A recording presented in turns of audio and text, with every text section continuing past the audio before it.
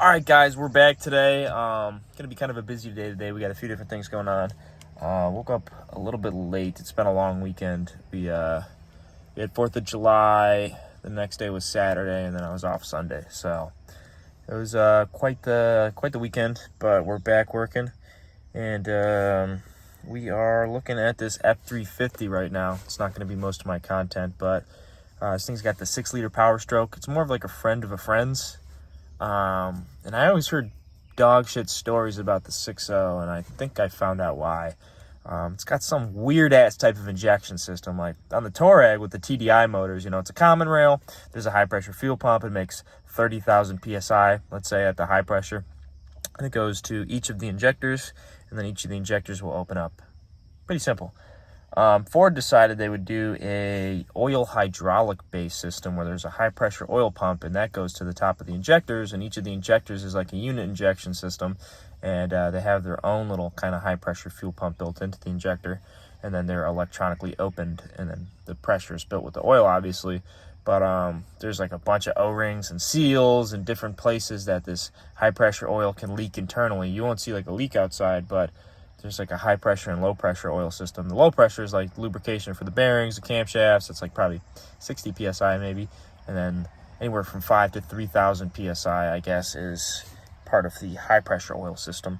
So I think he's got a leak in there because it's a no start while hot, which everybody says it's most likely one of the O-rings in the standpipes or the dummy plugs or whatever other stupid component there is in there. There's a few of them.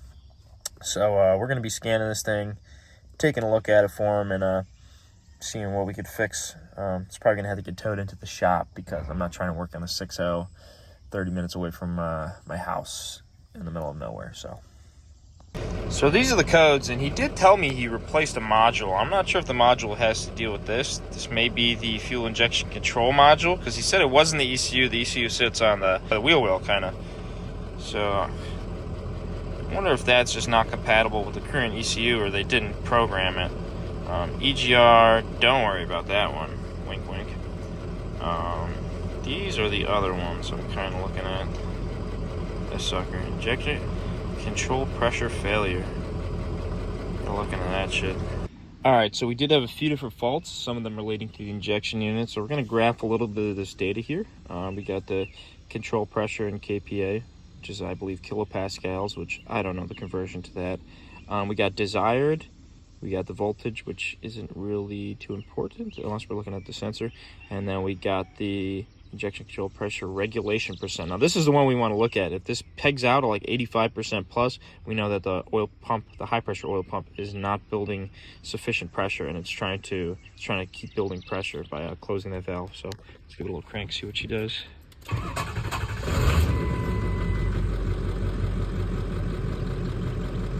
Alright. Oh, what the hell?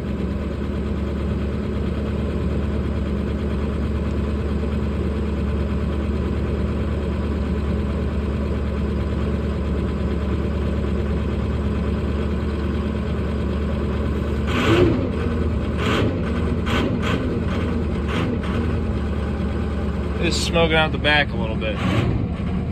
It's hard to see.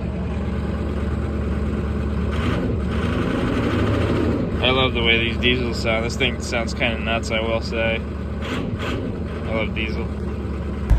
Alright guys, I'm back. I'm in the Touareg today. We're on the way to work. I will be showing you guys how to do a Valvetronic motor. I'll be showing you guys how to do an eccentric shaft / Valvetronic motor on a N20 / N26. This one in particular is going to be N26. I meant to post yesterday, but I got caught up in some shit, so that never ended up happening.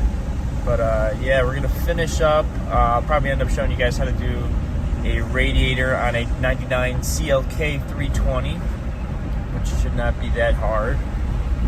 And then I think I gotta see if we are gonna move on to it, because I should have parts Friday for this Valvetronic thing, so that will be that. But other than that, just got this radiator today, and then we'll see what else. Gas mileage is cooking, bro.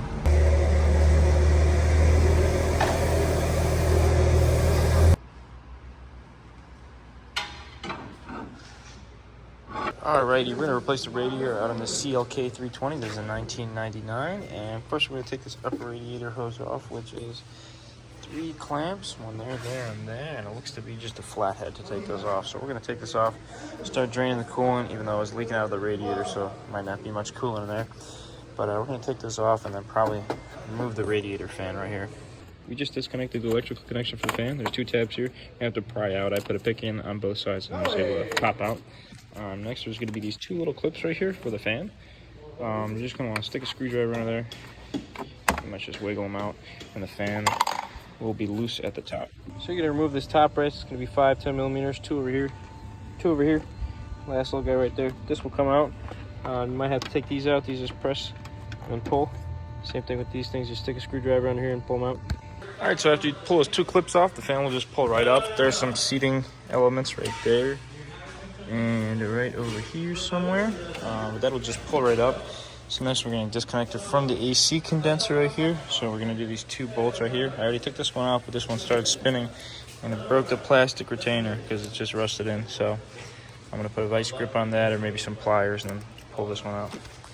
I did remove the top brace right here. It's going to be 4 or 5 10 mils. There's going to be 2 on this side, 2 on this side, 1 right here, and then there's a little plastic piece right here with a little clip that just had to get pulled out.